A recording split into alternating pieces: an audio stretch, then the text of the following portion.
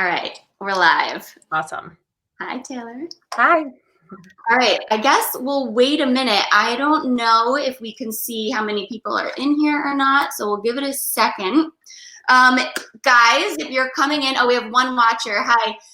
If you're coming in, we are using StreamYard. So there's a link in the comments. You're going to have to click that link and log in.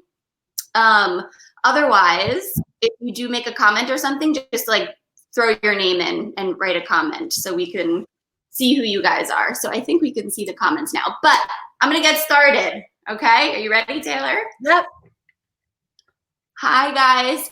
Just one more time, I'm going to say one more thing. When the comments come in, we see it say Facebook user. So make sure that you, can you see the comments, Taylor? Yep. Make sure that you click the link in the description and log in. If you don't want to do that, just throw your name at the end of your comment so we can see who's coming in.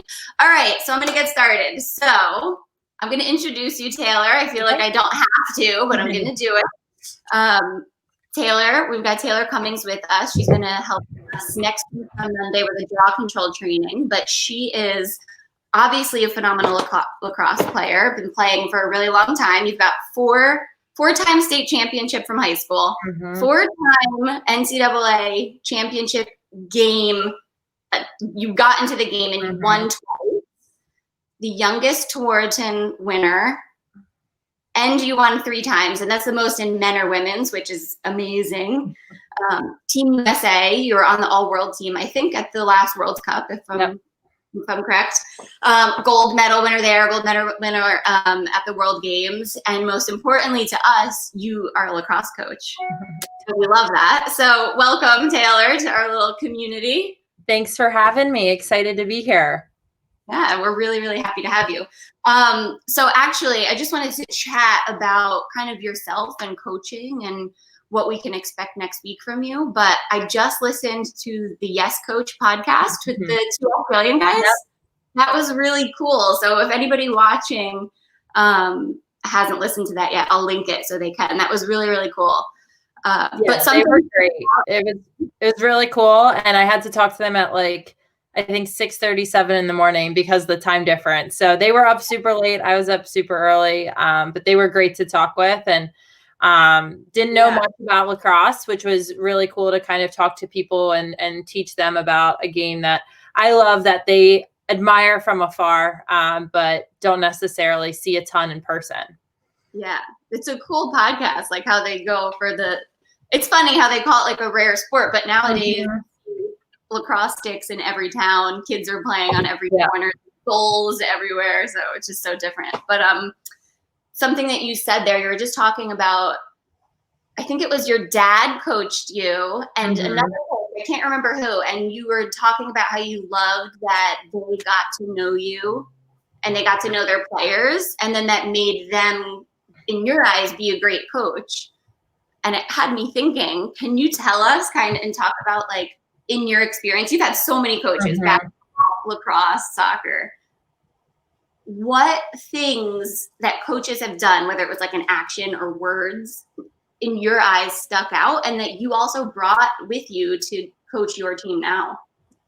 I think the best coaching relationships I've had as a player are the coaches who get to know me off the field. So, my club coach who I played with from 6th grade through 12th grade for M&D, and then Kathy, my Maryland coach, those 2 are probably 2 of the best at, getting to know us off field so that we could build this trust within, our individual relationship, but also within our team, as players with our coach. And whether it was, taking time before practice to just, quick off the cuff little questions or, team dinners, not necessarily going to isolate with the parents right away, but coming and joking around at the kids' table. They didn't stay forever, but they kind of got to see us away from practice. And I think we enjoyed that. I think we enjoyed getting to know him and getting to know Kathy, and by having that relationship off field, what that allowed, with my club coach, he first of all was a guy. So, and he none of us were his kids. So it allowed us to get to know him. We weren't going over to his house to go play with, Susie, our friend, and he happened to be there. We only saw him at practices and games and tournaments. And so by getting to know him off field, not only did he not feel like a stranger, but he was also somebody who could yell. He could yell. He was a bit of a, intense guy in games, but because we had that trust with him, we knew it was coming from a good place and that he just expected so much of us and wanted us to be who he knew we could be. And so there wasn't anyone who ever got like really upset that like nobody thought his yelling was angry or his yelling was like antagonistic or, singling you out. It was, okay, he cares about me. He knows me off field. Yeah. I can take what he's saying with like a grain of salt, take the emotion out of it, and then be able to apply it and still have a great relationship with him after. And so that was like, he got me when I was really young and like 6th grade, still trying to figure out the sport and if I liked it. And he was the one who really taught me the game, but also really established a great relationship and kind of set the bar for my expectations of who I wanted to play for. And then Kathy was the same way. She wasn't as much of a yeller, but she had high expectations. And she used to say, like, you win in the locker room, you win on the field. So not only did we have to get along as players off the field, but we had to get to know her as players so that when it came to game time, we're down by 1, we're down by 2, we're playing like, the worst game ever. Yeah. She could yell at us. She could give us a pep talk and we knew it was coming from a good place. So, I mean, I think as a coach now, I really try to get to know my kids. They're in high school. It's a tough time. High school's a rough age in general. And so getting to know them off field and what's going on behind the scenes, I think allows me to have a freer communication with them on field. And it also helps me figure out like certain players I can call out in practice and be like, Jenna, what you did, like, we need to change it. Or, Samantha has to be pulled aside to get criticism. So you figure out how to coach them, and each player responds to things differently. And I think as a coach, you have to be able to adapt because not all players respond the same. And I think I learned a ton from them, those 2 coaches in particular, that I try to apply to when I'm coaching. And I feel like there's so many small moments to get to know your players. Like, even if some of the coaches are watching, like, I can't do a team dinner. It's like when they're tying their shoes before the team run and the timeouts and stuff. Yeah. And I think like not being super isolated with your coaches, all like your assistants all the time. Like there's obviously times in practice where like the 3 of us are talking and our kids linger away. And then there's other times where either we're welcoming and we're like, hey, come on over, or like we spread ourselves out amongst practice so that when they're coming back, it's not like an intimidating huddle of coaches. They just kind of come, and that's where we get to be like, oh, how's school today? What's going on? Yeah. And I think that's even in those small minute or 2 exchanges, you get to know either, what went really well in school, or you can sense right away that something's wrong. And that's when you kind of make the note to talk to them later.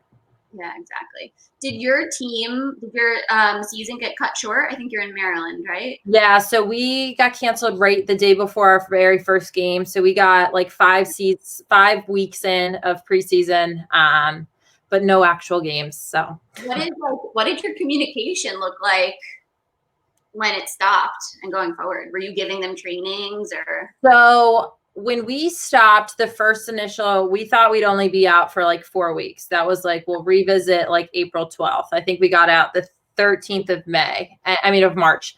Mm-hmm. And so we basically did like weekly to 2 times a week of Zoom calls, either with updates. And then we also have something that I picked up from Maryland where we do like, we split the girls into half and we do like fun competitions with each other. So we had to get creative about how to do that virtually, but we tried to do that, once a week virtually, just to try to keep them together, keep it fun, keep it light, because we just didn't know what was going on. And then that pretty much stayed, once April 12th hit and we got pushed back to May 5th, and then May 5th got through the 20th and then it was canceled.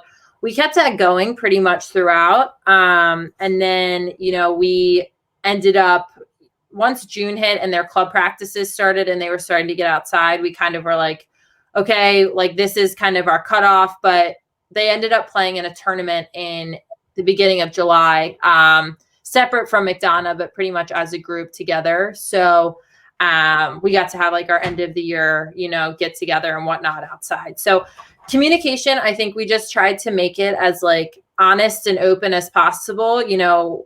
They would be like, what's going on? What's happening? And honestly, just being like, I have no idea. Like, I can't give you the answers you want, but we're here. I think was crucial. And I know some of my kids would text me on the side about training and whatnot, but for the most part, we let them kind of, everybody was coping with it in different ways and also had access to some people had full on gyms, some people have nothing, so we really just tried to keep it light and focus like on the off field stuff. Because having team meetings about plays and whatnot when you didn't know if you were going to be playing really wasn't helping anyone. Yeah, exactly. And I know that you're coaching. Are you guys the best team in the nation, or what is your So rank? last year we were number one in the nation. And I think McDonough had been number one since my freshman year. So 2009. So 1 year To come in as a coach and keep it up. Yeah. So I was an assistant in 2018 and we actually lost in the championship. So we ended up being like number 2 or 3. And that cut a massive streak that they'd had for the past like 10 years of wins. So it was definitely like somewhat intimidating coming back, but at the same time, like that's all I knew as a player too. So, I think on the flip side, being as a coach, something that I learned quickly is like I don't have as much control as I do as a player on field. So letting go of some of that control, and like trusting my kids that we've done enough as coaches to put them in the spot that they can use their instincts to play. That was probably the biggest thing I learned my first year.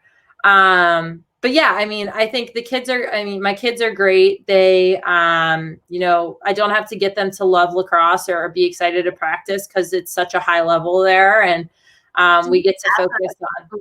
Sorry to cut you off. Oh, no.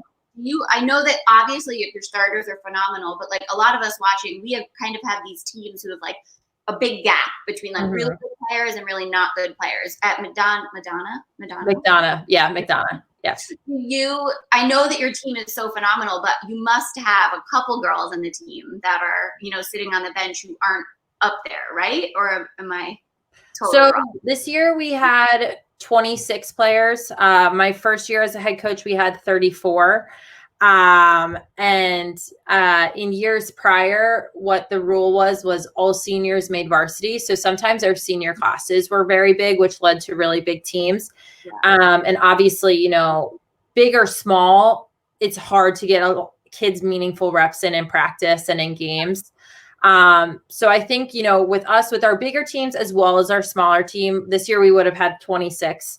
I think being really, making sure the emphasis that is on like every single role matters. So for instance, I draw back to Maryland where Kathy rarely subbed. And if we did, it was like 14 people got playing time. And for the most part, 12 did, we rarely subbed. And so there was 15 to 20 girls who didn't play, in the big games. And that is a really thing to lose grasp of and could cause a ton of division. But she did a great job of, putting the emphasis on every single role matters. Yes, you might not be playing in games, but you're on scout team who is preparing these players to go play and who's pushing your teammates every single day to get better. And without you, we couldn't be here. And I think it's always tough when you're like the middle chunk where like you get in some, but not the rest. And as a coach, I think, again, having those honest conversations, because I think that's when it pops up of,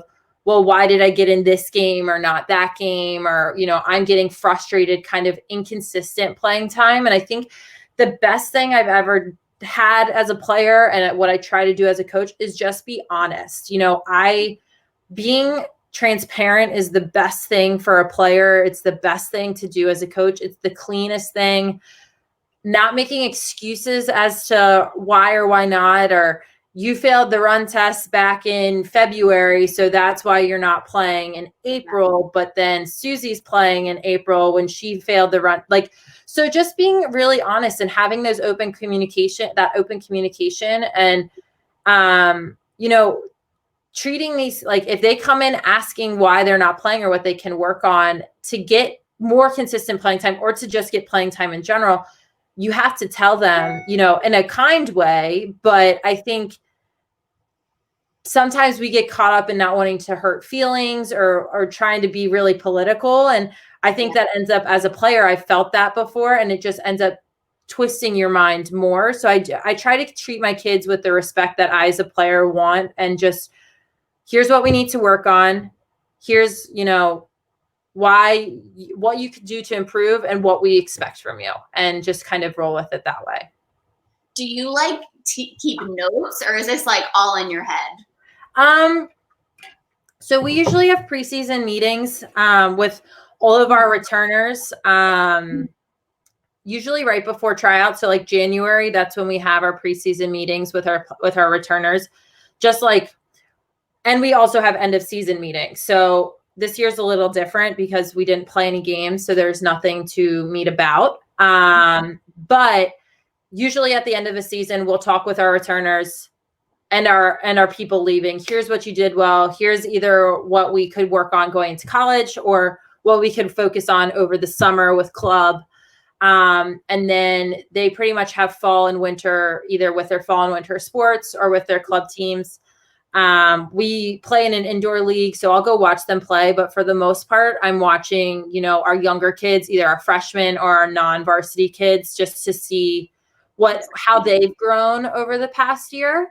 But we do make a point right before tryouts to talk to our returners and just be like, okay, this is what we expect of you this year. This is what we said in your last meeting. We'll bring out those notes about what we needed to work on. Here's what I've noticed either watching you in club or in indoor that's improved, and what we could continue to work on to get you to where you want to be, you know, in this season. And so I think having, you know, a running record is helpful, especially when you're going from like end of May to beginning of January with like where they were last season and where they are now. But I also think it comes back to knowing your players. So I'm really fortunate that I can, you know, go watch my kids. A lot of things are in Maryland, so I can go watch them in the summer typically. And I can go watch them in the fall because things are in Maryland, and watch them at indoor. And not everyone is in that same boat. So I think if that's the case, having notes is helpful. Yeah. That's really cool. Like, even I know you're watching them to like see how they grow, but I just think of myself being a player and like being able to see my high school coach in the sideline, like my club, would be just such a supportive, great thing. I'm going to kind of pivot here and talk about the draw a little bit. Guys, if you're watching and you have any questions, you can pop them in. Maybe we can get to one or two, but the draw really quick. Like, I feel like it's one of the most important things, and we overlook it so much, right? Mm-hmm. We're just like, oh, put it in your stick and we'll figure it out, right? Mm-hmm. So what can we expect from Monday in terms of like how the session will go from you? So I think the draw is an interesting thing because a lot of it can be done alone. And so I'll be giving, you know, some drills and things that I work on by myself, both growing up and now. And I think it's especially pertinent now in quarantine because we're all in different phases of, some kids are able to do draws in practice. Some don't even have practice. Some are practicing, but when they get to the draw, it's just like a toss up or rock, paper, scissors. So definitely going to be working on some things from wrist strength to whistle reaction to snagging the ball out of the air, sort of like the before and after pieces. So I get a lot of questions about, well, what technique goes against this and what should I do with this? But I think a lot of it is determined by like the work before the whistle and then the work after the whistle. Yeah. And as well as that being a unit. So the three people on the circle. So we'll be going through a couple of different drills. I'll be going over some basics of like technique. But then I think, you know, the big thing is like the draw is so specific to teams and to individual teams and what they're good at. So Some centers are great at pulling it or pushing it to the circle and have, great circle people that they can rely on. Others, they don't have necessarily the speed or the grit that you need to have on the circle, but they can go dominate the draw as a solo person. So I think, with the draw, I think it's one of those very team specific things that we can focus on kind of more individual questions. But I'm going to give you guys some things that you guys can then pass on to your individual centers. Because, I had a ton of draw coaches coaching me throughout my career, and I never walked away leaving like 100%, doing 100% of what they said in terms of technique. But I always took like a little tidbit of like a workout or something that I could do to work on my own to get better. Because at the end of the day, like your individual center is going to do what's comfortable for them. And it's about how we as coaches put them in the best place to succeed and help the team get the ball. Because unless there's pro coaches or college coaches on this, there's no shot clock. So if we don't have the ball, we could potentially not get it back. Right, exactly. Quickly, yes, you can ask questions via StreamYard. And just, I wanted to say, you had emailed me and said, yeah, I want like specific questions. And that's really cool, because the draw is definitely not a generic thing, right? We need to get specific on that, and every team is so different and so unique. So I think everybody can expect a training and then really specific questions being answered, which is going to be phenomenal. Yeah. So I'm really excited for that. I'm going to give you guys like 30 seconds to pop a question in, and then we're going to let Taylor go because we're a little bit over our promised time. Taylor, I just want to thank you so much for doing this. I think it's just going to be so much fun. I can't wait for Monday. So if you guys are watching, of course, we've got 12 of you on here. Taylor's going to come in on Monday, and you're going to do a live Q&A in that session after, and then we're going to bring her back about a week. We're going to discuss to do another Q&A. And I think it's important because, first of all, a lot of you guys are working, so you can't pop on. But another reason is like, we've got to implement that. We've got to have to try it. And then we have those second round of questions that come in. So absolutely. I want to make sure we can walk away with some good stuff. And really quickly, Taylor, do you mind answering one question? No, absolutely. Okay. We've got, how do you handle athletes in other sports in the off season? I think I'm a huge proponent and fan of my kids playing other sports. That I grew up playing soccer, basketball, and lacrosse through high school.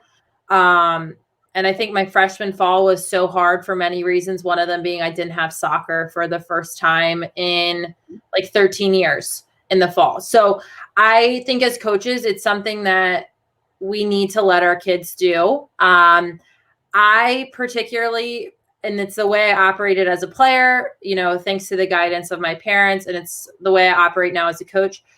Whatever is like their main season, so if it's fall and it's soccer or field hockey or whatever, their focus is on that. So I don't do anything in the fall with my kids typically, because they play typically fall and spring at minimum. Some play fall, winter, spring for high school. So I don't touch them in the fall. Like, they're on their own to go do whatever. If they want to play some lacrosse, it's on them. In the terms of winter and summer, everything is optional.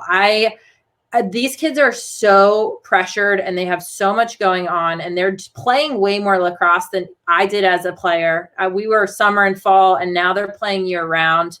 Yeah. And so I think taking breaks either from everything or specifically lacrosse is huge. So I try to not really force them into anything until spring, until it's my season, until it's lacrosse season. Everything is optional, from captain's practices to indoor participation to summer workouts. I have kids who specifically ask me for things that I'm happy to give. But I really try to be like a non-presence in their lives until they ask, fall, summer, and spring and winter, because all of my kids, for the most part, play club, and all of them are playing at least a fall or a winter sport in addition. And I want them to be fresh and excited and ready to play come spring. I don't want them to be one, sick of me because I've been coaching them all year round, but two, sick of the sport. I want them to be excited and ready. And it's like finally lacrosse season instead of like, oh God, I've been playing for 7 months already. So I try to be really hands off. I try to, if they want to come ask me questions or they know my door's open and I'm willing to help out in any way. But everything's optional, especially I think winter's when we pick up typically, and summer we've done, one summer 2 years ago where we did things pretty heavily in the mornings, but everything was optional. Nothing was expected, no attendance, just because they need to be kids. They need to go do other things. They need to not get injured and not be playing the same thing year round. Yeah. And I try to, as a player, I would have hated if my coach had made me do so many things. Yeah. And so I try to really be like in their shoes as well of what they need. I love that, to let them focus on what they're doing in season. Even if you are offering that workout in the fall or whatever, focus on your fall sport. And if you've got the time or whatever, you can do it. That's really And I think that builds a good relationship with our fall and winter coaches. Especially with McDonough. McDonough's so small, we need our kids to play multiple sports or you can't outfit teams entirely. And they then show the same respect to us when it's spring and, there's an optional soccer or basketball tournament or what have you. They're not pushing for our kids to miss lacrosse because we did that when they were in season. I think it's just, it takes so much of the pressure off of the kids of having to ask adults what they can do or feeling like they're disappointing one or the other. And I think, it's an easy thing. Like, will 3 captains practices really set your team apart that much in December? I don't think so. Yeah, exactly. Awesome answer. I love that. All right, guys, Taylor, I think we're going to wrap it up here. I cannot wait for Monday. I know I've gotten so many emails. We're really excited about the jaw control training. So with that, thank you everybody for tuning in. Taylor, thank you so much. Of course. See you Monday. Thanks, guys. Monday. See you, Kara.